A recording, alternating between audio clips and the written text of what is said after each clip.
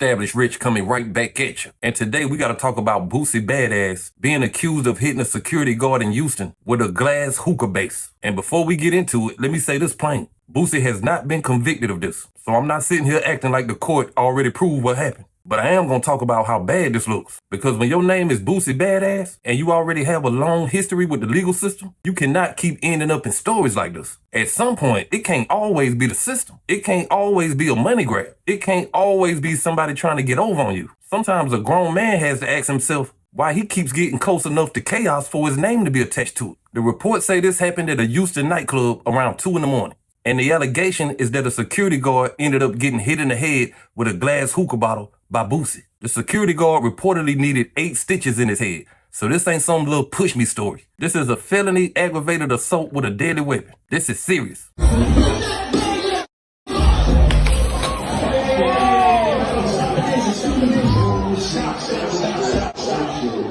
Stop. Hey, security. Handle that. First Alert Center, I'm Rob Krieger. Baton Rouge rapper Lil Boosie is expected in court today after police say he assaulted a security guard at a nightclub in Houston. Now, according to reports, Boosie, whose real name is R.I.C.H, is accused of hitting the security guard in the head with a glass hookah. Investigators say it happened when the security guard refused to allow one of Boosie's female friends to use the restroom as the club was closing at 2 a.m. The report says as the woman was escorted out of the club, she dropped her belongings, and when the guard tried to pick him up, he was hit from behind with a hookah. The guard told police he saw Boosie holding the broken hookah, and records show the guard needed 8 staples in his head. Probable cause was read by the state. They alleged that Mr. Hatch hit someone in the head with a hookah bottle, a security guard at this club dome. And what's the charge? Aggravated assault with a deadly weapon. He's doing good. So we plan to vigorously defend him and investigate the case and see where we are. We believe he was defending another person, and so we want to be able to show the state that and hopefully get this case dismissed. So today the judge set an $85,000 bond and allowed Mr. Hatch to do a walkthrough bond, which allows for him to go with a bail bonding company and make the bond. The bond conditions are to stay away from the place where this situation occurred, as well as to not have any contact with the complaining witness in the case. And we have a new court date of September 15th. I just would ask everyone to reserve judgment and let this case play out. The bigger issue is Boosie's decision making. I don't care what the club was doing. I don't care what the security guard said or how the people around Boosie felt at the moment. When you are a man with too much to lose, you cannot let a club situation turn into a felony case. Boosie is not some young rapper who just got his first chain and thinks every night out is a chance to prove he's tough. This is a man who has been through prisons, courtrooms, federal cases, health scares, industry battles, and enough life to know how quickly one bad moment can turn into years of problems. That's why this one is frustrating, because Boosie talks like a man who understands how precious freedom is. He talks like a man who knows the system can swallow you up. Then he ends up in a report where a security guard is bleeding from the head and his name is attached to it. That don't make sense. Now, Boosie says this is a money grab. He has every right to defend himself, and if he didn't do it, I hope the evidence clears his name. But calling it a money grab don't change the fact that this is a terrible position to be in. Because once a security guard has an injury, once there are court documents, once there's a felony charge, the internet jokes stop being the only thing you have to worry about. Now it's lawyers, surveillance footage, witnesses, bond conditions, and a judge who does not care how many people love your music. Hey, to all my family and fans, man, I'm okay, bro. I'm all right. It's basically a money grab, man. It's a money grab, bro. This is what you go through as an entertainer. The facts of the case will come out. I mean, we in court now. But this is a money grab, man. This guy wasn't even supposed to be a security in the first place, man. This nigga done 17, 18 years for aggravated armed robbery with a deadly weapon.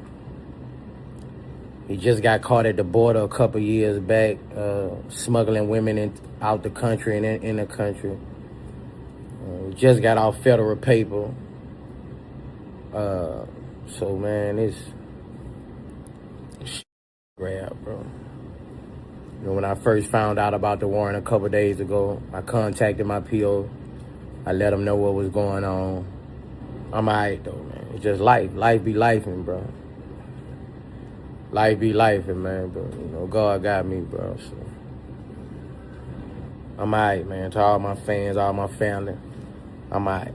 Boosie's side matters, but the pattern matters too. When you a celebrity, people may try you. That's true. People may see money when they see your name. That's true too. But that means you have to move smarter, not louder. You have to have people around you who can remove you from a situation before it turns into something you can't talk your way out of. And this is why I think Boosie needs better control around him. Not more yes men, not more people who get hyped when he gets hyped, not more people who think every argument needs a reaction. He needs more people who understand that his freedom is more important than winning a moment inside a club. Because if you Boosie, you already know the headline is going to say your name. It's not going to say everybody else's name first. It's going to say Boosie Badazz charged with felony aggravated assault. And then everybody is going to start debating your character again. That's why walking away is not weak. Walking away is expensive man thinking. Walking away is father thinking. Walking away is a man who knows he has too much history with the system to give a system another chance to put his name on paper. Now, before I go any further, I want to bring in City Nash because his breakdown adds another layer to how people are looking at this situation.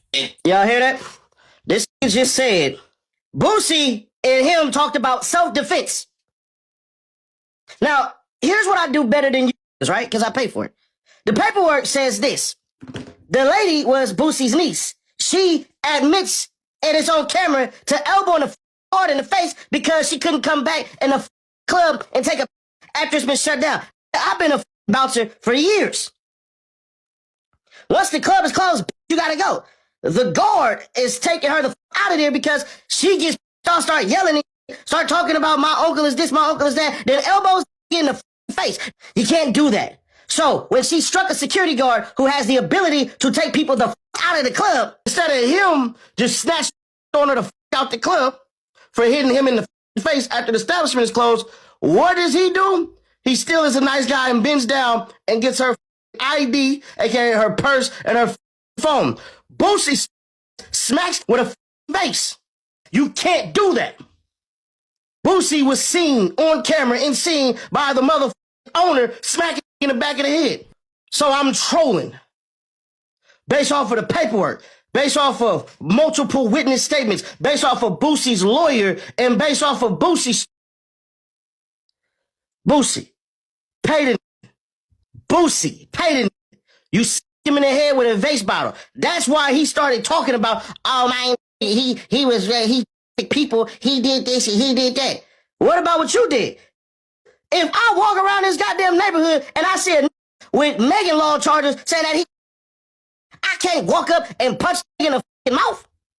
Boosie's the reason Boosie's on federal probation. Boosie had a on Instagram Live and got federal probation, was told to stay out of trouble all the way up until January 1st, 2029. Boosie's fucking loud niece elbowed a fucking guard in the chin, got her thrown out of the club, and Boosie smacks the fucking guard in the back of the head with a about him. You tell me what I'm mad about. Talking about it's a mother. You lucky you only want money.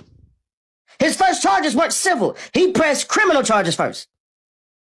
That's how you know it's not a money grab. The bigger issue is still Boosie's decision making. No matter how many people describe what led up to it.